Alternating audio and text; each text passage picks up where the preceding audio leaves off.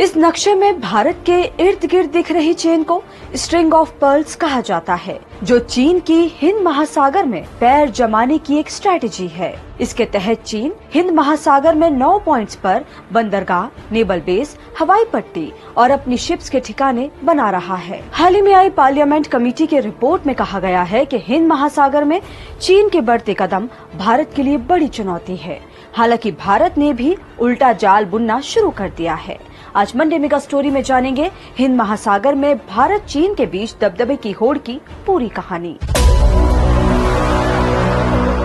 पहले समझते हैं कि हिंद महासागर यानी इंडियन ओशन भारत और चीन के लिए इतना अहम क्यों है। दरअसल हिंद महासागर, जो ऑस्ट्रेलिया से अफ्रीका और भारत से दक्षिणी महासागर तक फैला है, ये पृथ्वी की 20% जलीय सतह को घेरता है। 7.06 करोड़ वर्ग किलोमीटर में फैले इस क्षेत्र से 33 देश और 57 द्वीप जुड़े हैं।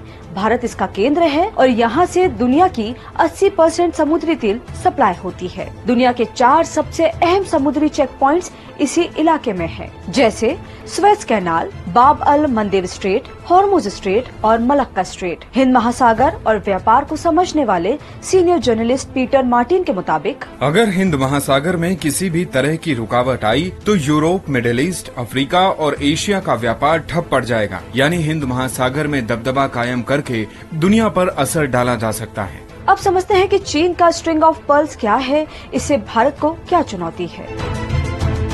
चीन ने स्ट्रिंग ऑफ पर्ल्स के जरिए 9 रणनीतिक ठिकानों पर पकड़ बनाई है, जैसे कंबोडिया का रिम बेस, म्यांमार का कोको आइलैंड और क्योक्यू पोर्ट, बांग्लादेश का चिटगांव, श्रीलंका का हवनटोटा, मालदीव, पाकिस्तान का ग्वादर पोर्ट, अफ्रीका का जिबूती बेस और सेशेल्स का विक्टोरिया पोर्ट। चीन इन देशों में पोर्ट्स डेवलप कर रहा है, उन्हें लीज पर ले